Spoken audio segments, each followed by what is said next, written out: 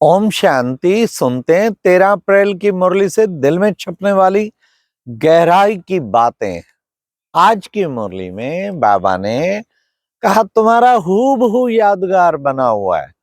अबे कौन सा यादगार बना है? हाँ, दिलवाड़ा मंदिर तुम्हारा यादगार बना है। क्यों? नीचे यहाँ तपस्या कर रहे, ऊपर देवता छत पे दिखाए। तो बाबा ने कहा देखो आबू में वही कार्य चल रहा है। यहाँ मनुष्य से देवता बनाने का पुरुषार्थ करा रहे हैं। दूसरा बाबा ने कहा अचलगढ़ तुम्हारा यादगार बना हुआ है। हाँ, अचलगढ़ मतलब ऐसी अचल आत्माएं जिनका कोई पैर हिला नहीं सका। दुनिया में कितने विघ्न आए, कुछ भी मारा मारी चल रही हो, पर वो बाप की याद में मग्न हो, इसे कहते अचलगढ़। अचल स्थिति अचल बन जाए, हलचल में ना आए। फिर बाबा ने कहा गुरु शिखर, गुरुओं का गुरु सतगुरु का भी कार्य चल रहा है, इसलिए उसका गुरु शिखर का भी यादगार दिखाया है। आज बाबा ने कहा कि बच्चे रक्षाबंधन का भी यादगार है। रक्षाबंधन क्यों बांधते? अर्थात कभी ऐसी आत्माएं हुई थी, उन्होंने पवित्रता की राखी बांधी थी और उससे सतयुगी दुनिया की राजाई प्राप्त की थी। उसका यादगार भी हूबहू चलता आ रहा है। फिर प्यारे बाबा ने कहा कि बच्चे ओम, ओम का अर्थ क्या है? ओम अर्थात अहम आत्मा मम शरीर, मैं आत्मा हूं, ये मेरा शरीर है। दिन भर यही अभ्यास करते रहें तो देह अभिमान से छूट जाएंगे कि मैं आत्मा हूं, ये मेरा शरीर है, इससे अलग हूं मैं। ये मैं आत्मा, ये मेरा शरीर। मेरा शरीर मुझ आत्मा का क्या है? जैसे कोई रथ होता है ना, रथ पे सवार होता है राजा, तो मैं रथ पे जैसे सवार हूं। फिर जैसे कि आत्मा में भ्रकुटी रूपी तख्त पे बैठ के मैं आत्मा अपना पार्ट प्ले करती हूँ। फिर आज बाबा ने कहा कि बच्चे शिव बाबा जो भोलानाथ है, तुम बच्चों को कितना ऊंचा बनाते हैं, ऐसे बाबा को कितने प्यार से तुम बच्चों को याद करना चाहिए। हाँ, फिर बच्चे क्या कहते हैं? बाबा योग नहीं लगता, योग नहीं। अरे बच्चे, इस योग शब्द को ही निकाल देना चाहिए। तुम्हें योग ना कह के याद है। हाँ, माँ बेटे को याद करती है, अरे कोई उसे मेहनत लगती है। अच्छा, बेटा बाप को याद करता है, कोई मेहनत लगती है? तो तुम बच्चे भी अभ्यास करो। हाँ, योग नहीं, वास्तव में याद। फिर बाबा ने कहा कि बच्चे तुम बच्चे पुरुषार्थ करते हो इस पुरुषोत्तम संगम युग पर। कितना सुंदर बाबा ने पुरुषोत्तम की आज व्याख्या दी। ये पुरुषोत्तम मास है, ये पुरुषोत्तम वर्ष है, ये पुरुषोत्तम युग है। क्यों? क्योंकि तुम पुरुषों में से उत्तम, कितने उत्तम बनते हो बच्चे। देखो बाजोली का खेल दिखाते हैं ना, खेलते खेलते कलाबाजी खाते खाते कहाँ पहुंच जाते हैं। फिर उल्टा खाते खाते फिर कहाँ पहुंच जाते हैं। ये हूबहू तुम्हारा बाजोली का खेल है। तुम ही देवता थे, कलाबाजी खाते खाते खाते हाँ, क्षत्रिय बने, वैश्य बने, शूद्र बने, अब फिर उल्टी कलाबाजी शुरू हो गई। तो अब फिर हम जा बनेंगे फिर से देवी देवता। फिर बाबा ने कहा कि बच्चे तुम बच्चे अब पुरुषार्थ करते हो क्या? डेड साइलेंस, इस देह से अलग विदेही बन के एक बाप की याद में मग्न होना, इसको कहते हैं डेड साइलेंस। तो इस डेड साइलेंस की अभ्यास करते हो। फिर बाबा ने कहा कि बच्चे तुम्हारे अंदर कितना खुशी का पारा तुम्हारा चढ़ा रहना चाहिए ना। तो जितना श्रीमत पर चलेंगे ना बच्चे, तुम दैवी राजधानी स्थापन करेंगे। तुम श्रीमत पर दैवी साम्राज्य की स्थापना कर रहे हैं। फिर बाबा ने कहा तुम्हारा बाप भी है, लेकिन तुम्हारा आज बाबा ने और टाइटल दिया माशुक है। क्यों? क्योंकि तुम सब आत्माएं आशुक हुए हो एक माशुक पे, एक शिव बाबा पे।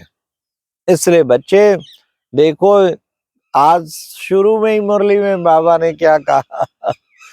कल्प पहले मुआफिक सृष्टि चक्र के अनुसार शिव भगवानो वाच। कल्प में बाबा को ड्रामा कितना याद रहता है। ये ड्रामा का चक्र है ना। कल्प पहले अनुसार भगवानो वाच, कल्प पहले अनुसार ये मुरली मंथन चल रहा है। तो एक कल्प की नॉलेज बाबा देते हैं।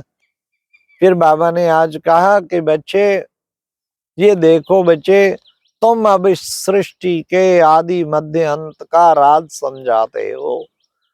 अगर क्या राज है कि अगर अब अच्छा पुरुषार्थ करेंगे तो कल्प कल्प अच्छा पुरुषार्थ करेंगे, और अगर अब ढीला पुरुषार्थ करेंगे तो कल्प कल्प कल्प कल्प हम ढीला पुरुषार्थ करते रहेंगे। इसलिए लॉटरी है, ये तो हमें पूरा पुरुषार्थ करना चाहिए। इतनी ऊंची लॉटरी बाबा से अब मिलती है। बाबा ने आज कहा, काम महाशत्रु, तुम्हें इस पर जीत पानी है।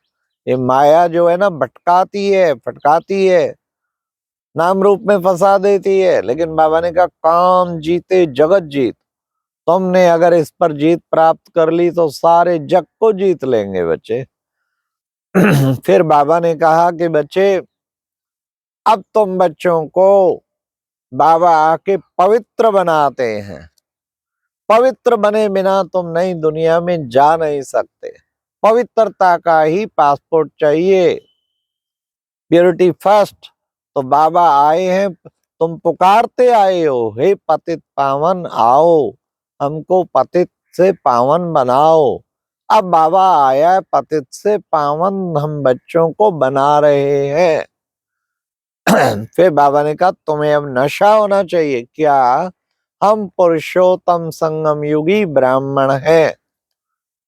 हम पुरुषोत्तम संगम युगी ब्राह्मण हैं, और इस वक्त सचमुच नर से नारायण, नारी से लक्ष्मी बनने जा रहे हैं।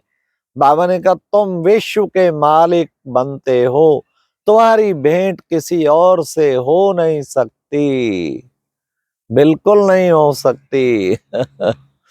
फिर बाबा ने कहा कि बच्चे ये याद की यात्रा ही है जिसके द्वारा तुम्हारे विक्रम विनाश होते हैं।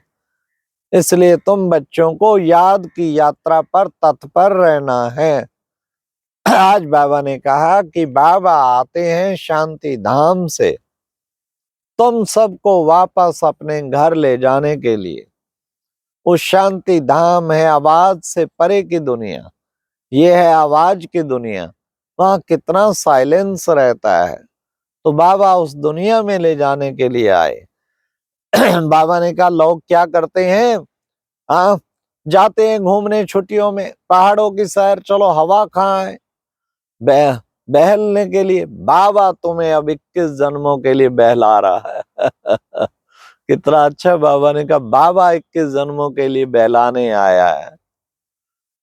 तो आज की मुरली में फिर वरदान बाबा का कितना सुंदर कि बच्चे सदा सर्व प्राप्तियों से संपन्न बनकर भरपूर रहने वाले, हर्षित मुख हर्षित चित्त भावा।